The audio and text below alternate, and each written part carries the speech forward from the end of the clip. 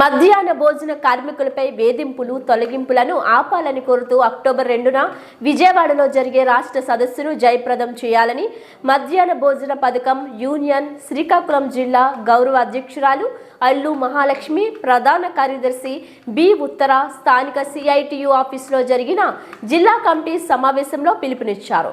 జిల్లా కోశాధికారి ఏ రాధా అధ్యక్షతన జరిగిన ఈ సమావేశంను ఉద్దేశించి మహాలక్ష్మి ఉత్తర మాట్లాడుతూ రాష్ట్రంలో తెలుగుదేశం ప్రభుత్వం అధికారంలోకి వచ్చిన తర్వాత స్కూళ్లలో పనిచేస్తున్న మధ్యాహ్న భోజన పథక కార్మికులపై వేధింపులు తొలగింపులు పెరిగాయని, గత వైసీపీ ప్రభుత్వం మాదిరిగా కార్మికులపై వేధింపులకు పాల్పడుతుందని తీవ్రంగా విమర్శించారు.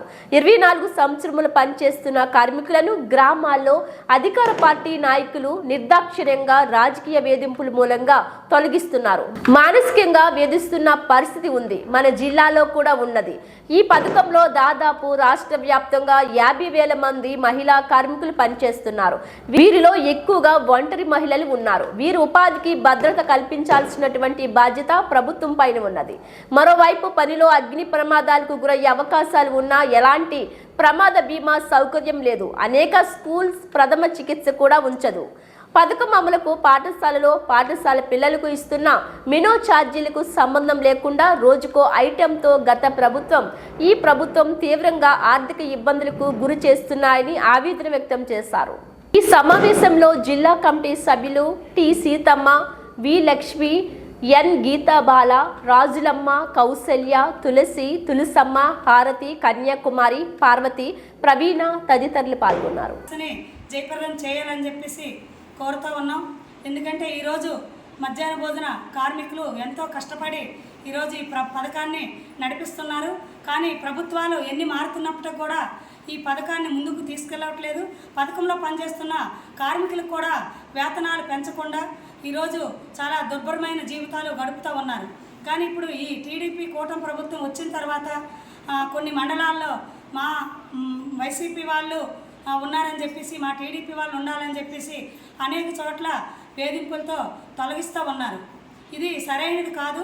ఈరోజు చంద్రబాబు నాయుడు గారు అసెంబ్లీలోనే చెప్పారు, ఈ ప్రభుత్వం వచ్చిన తర్వాత ఎటువంటి వారిని మార్పులు చేయమని చెప్పేసి. కానీ లోకల్లో ఉన్నటువంటి రాజకీయ నాయకులు కక్ష సాధింపులు ఉపయోగించి మధ్యాహ్న భోజన కార్మికుల్ని తొలగిస్తూ ఉన్నారు.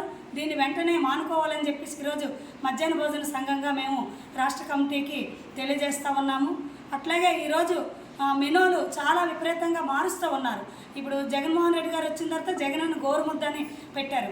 ఇప్పుడు కూటమి ప్రభుత్వం వచ్చిన తర్వాత డొక్కా సీతమ్మ అనే మధ్యాహ్న భోజన పథకాన్ని పేరు మార్చారు.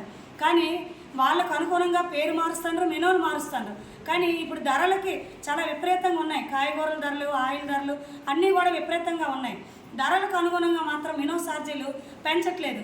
మరి ఈ మధ్యాహ్న భోజన కార్మికులు ఏ రకంగా అక్కడ వండుతారని చెప్పేసి ఆలోచన చేయాలని చెప్పేసి మేము అడుగుతూ ఉన్నాము. అట్లాగే ఈ పథకాన్ని ముఖ్యంగా ప్రైవేట్ సంస్థలకు ఇవ్వాలని చెప్పేసి ఈరోజు ప్రభుత్వం చాప కింద నీళ్ళ ఆలోచన చేస్తూ ఉంది. ఇప్పటికే అనేక జిల్లాల్లో ప్రైవేట్ సంస్థలకు అప్పచెప్పారు. మన జిల్లాలో కూడా గారా, శ్రీకాకుళం, ఆమదాల వలస ఇచ్చున్నారు. అక్షయ పాత్ర పెట్టినటువంటి భోజనం చాలా నాసిరకంగా ఉంటుంది. మిషన్ల మీద వండుతున్నారు కాబట్టి అది వెంటనే వెనక్కి తీసుకొని కార్మికులకే ఆ భోజనం అప్పచెప్పే విధంగా ప్రభుత్వాలు కృషి చేయాలని చెప్పేసి మేము ఈ జిల్లా కమిటీ సందర్భంగా ప్రభుత్వాన్ని కోరుతూ ఉన్నాము.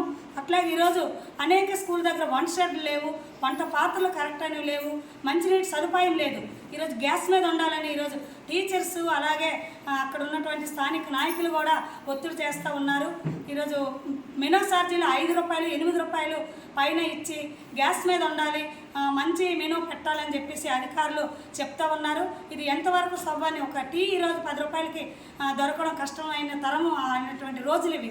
కాబట్టి ఏ రకంగా ఈ పథకాన్ని కార్మికులు ముందుకు తీసుకెళ్తారని చెప్పేసి ఈ ప్రభుత్వాలు ఆలోచన చేయాలి.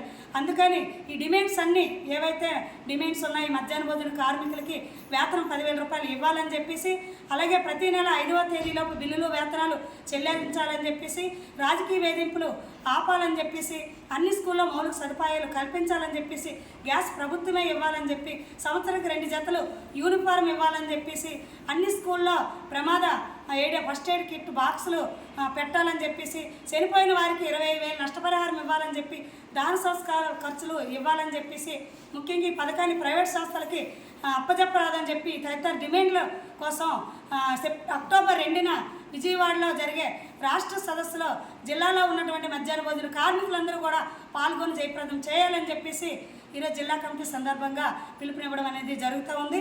నా పేరు అల్లు మహాలక్ష్మి, మధ్యాహ్న భోజన సంఘం యూనియన్ జిల్లా గౌరవ అధ్యక్షురాలు.